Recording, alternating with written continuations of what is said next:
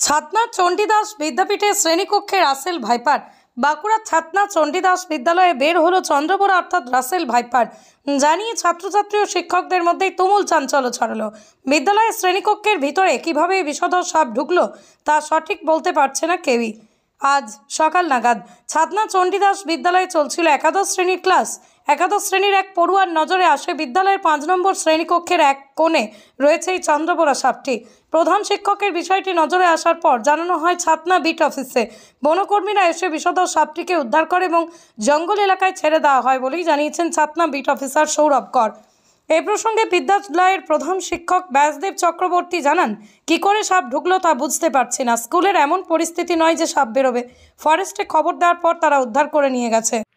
Actually আজকে school বসার বেশ কিছুক্ষণের মধ্যেই আমরা লক্ষ্য করি যে আমাদের নিচতলায় যে 5 নম্বর রুম আছে, সে 5 নম্বর রুমে একটা বিশাল সাইজের সাপ। খবরটা ঠিকই, তবে এই ধরনের সাপ এই স্কুলের মধ্যে ঢুকে অ্যাকচুয়ালি সেটাও আমাদের ঠিক বোধগম্য হয়নি। তার কারণ হচ্ছে স্কুল চত্বর আমাদের রীতিমতো পরিষ্কার পরিচ্ছন্ন রাখা হয়, তবে স্কুলের বাইরে আউটসাইড যেটা, সেদিকে জঙ্গল কিছু ঝোপঝাড় কিছু আছে। এবং তবে এমন পরিস্থিতি স্কুলের নয় যে এই ধরনের সাপ বেরোবে, এটা একটু আমাদের অবাকই লেগেছে। আমাদের চলছে বলতে এখন 11-এর ক্লাস চলছে, তো তারা অন্য রুমে ক্লাস করছিল। রুম ফাঁকা ছিল নাকি? এটা ফাঁকা রুম ছিল, বেশিরভাগ ক্লাস তো বন্ধ আছে এখন। এটা স্বাভাবিক একটা আতঙ্কের একটা ব্যাপার এরকম। হ্যাঁ, আতঙ্ক টিচারদের মধ্যেও, আতঙ্ক পড়ুয়াদের মহলেও ছড়িয়েছে।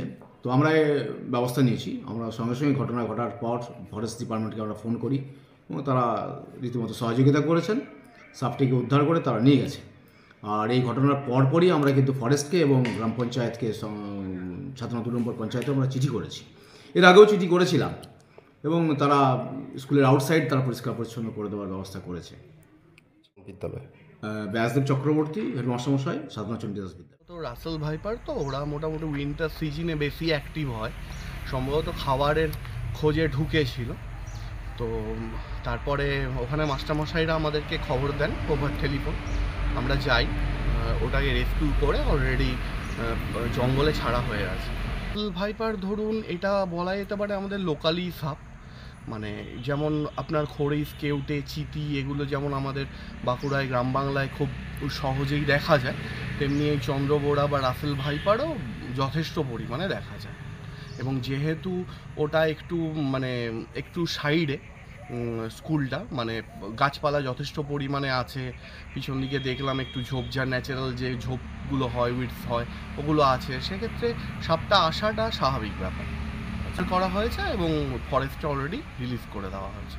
জঙ্গলে রেখেছে, জঙ্গল এলাকায় সাপটা ভালো সাইজেরই ছিল, প্রায় 2.5 ফুট ওর লেন্থ ছিল। ওকে অলরেডি ফরেস্টে রিলিজ করে দেওয়া হয়েছে।